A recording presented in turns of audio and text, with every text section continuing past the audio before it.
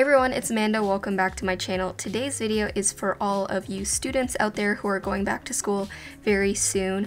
Trust me guys, I feel your pain. I'm going back as well, and I'm not excited, but I thought it would be a good idea to show you guys some bullet journal spread ideas that will hopefully make your school life a little bit easier and more efficient. Anyways, without further ado, let's just get right into the video. The first spread that I have set up is kind of like a semester overview. It's similar to a yearly log, but basically what I have is 4 of the months for the first semester, September, October, November, and December. And then I have a little version of the month, and then on the side you can see that I have a list of the events. And how I would use this is when I get my syllabus from my professor, I will go through each of the months and each of the subjects and mark down all of the major tests and assignments and dates. And in order to differentiate between subjects, I used different colors for different subjects. So I have a little legend at the top, and then I colored in a dot and put the number of the date, and that's where I would put the assignment or the test or whatever. It'll just act as a nice home base for you as a student. The next spread that I have is my timetable or my weekly schedule for school. This is also very important because obviously you need to know where you're going to be, especially at the beginning of the year when you don't really have your schedule memorized yet. So I have kind of a different little schedule set up. It's not really like the standard one that your school gives you. What I have is, obviously I have it split up between Monday, Tuesday, Wednesday, Thursday, Friday, and then I have these blocks lined up vertically, and in each block you can see a number which is 9 through 6, so 9 a.m. to 6 p.m.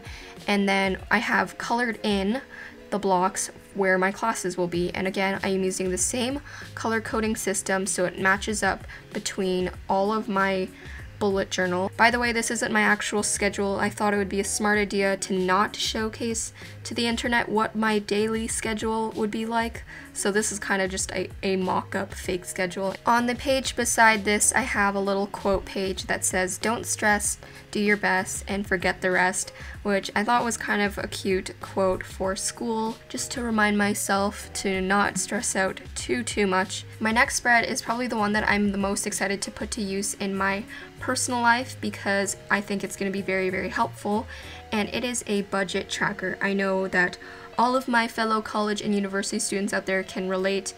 Budgeting can be very hard to do. Now, before I talk more about this tracker, I did want to talk about something that I thought some of you would find helpful, because I know that textbooks and books can be crazy expensive at school, and the bookstore at the school is probably not the best deal out there, so I would recommend that you guys check out slugbooks.com. I partnered with them to bring you guys this video, and it is just such a great resource for students. What it does is it compares the prices of all of the cheapest sites online so you can save the most money, and basically how it works is that you find the ISBN number of the book that you need from your college or your professor or your syllabus, and that is what Slugbooks is going to be tracking, so you can be sure that you're comparing the exact book that you need. Sometimes the campus bookstore can sell a textbook for over $200 when you can find it online for $10. So guys, I really hope you choose to shop smarter and compare prices on slugbooks.com. Click the link in the description so you can start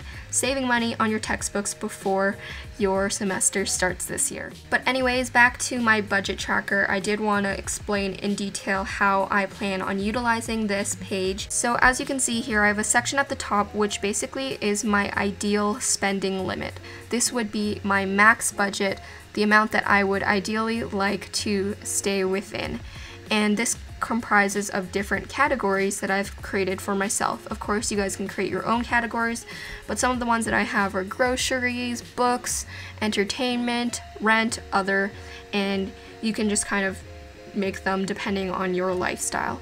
And your budget for each of these adds up into your total budget for the month. And then below this kind of main section, I have a subsection for each different category. And as you can see, I've kind of calculated how much I would ideally like to spend for each of these categories. These amounts are completely made up. I just kind of picked random numbers just to show you guys how it worked. But like, let's say I wanted to, I don't know, spend $100 on groceries, spend $500 on books in school, and $150 on entertainment and social stuff. I would put all of these amounts down and then add them up so I can see the total amount of money that I would want to spend this month. this is a max amount. Ideally, your amount actually spent would be under this. And this is also a great way to see if you're saving enough money or spending money that you don't have, because the goal is to have your monthly spending budget less than your income, because obviously you want to be making more than you're spending. I also decided to add this bar underneath each section, which acts as a visual tracker for me to see my money being spent. I'm a very visual person, so I like to see kind of like a diagram, which this is. It's not really that technical or that precise. You just kind of fill it in as you're spending the money, and as you get closer to your monthly budget for that section, obviously the bar will be more filled up. Anyways, now, week by week, as you can see, I have sectioned off for each category: week 1, week 2, week 3, week 4, and this is where I will track how much I spent for each of these categories. So on week 1, I'll write down how much I spent on groceries, and then at the end of the month, I'll see how much I ended up spending for that section. And then you can total up all of these amounts and see how much you spent in total. And again, your goal is for your actual money spent to be less than your budget, which was set up at the month or beginning of the month. I hope this makes sense. This is kind of just like a basic budget tracker, but you guys can add different sections and different formats depending on what you need for your lifestyle. The next spread I wanted to show you guys is kind of like my simplified version of a weekly spread, one that I think would probably be very helpful during the school year. So as I've mentioned in previous videos, for weeks when I'm very, very busy, I prefer to have this horizontal layout where I have the numbers going across. I have a line running through it which just divides each day up. The events will go at the top, the tasks will go at the bottom. For events, I would mostly put just like project due dates or test dates, that kind of thing. And then for tasks, that's where I will put my daily to-do list.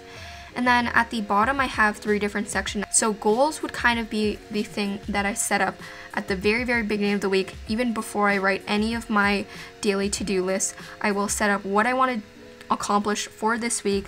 Let's say I want to do a chapter reading for this week, or if I want to start my assignment for this week, I'll write those all down, and then I can kind of see where I want to place them in the week and how I want to schedule out my time. The study log is something that I thought would kind of be helpful just as a visual representation of how many hours you studied. So at the bottom I have the days of the week, and then on the vertical axis I have the number of hours, and then I decided to do kind of like a line graph and split it up depending on the color of the subject.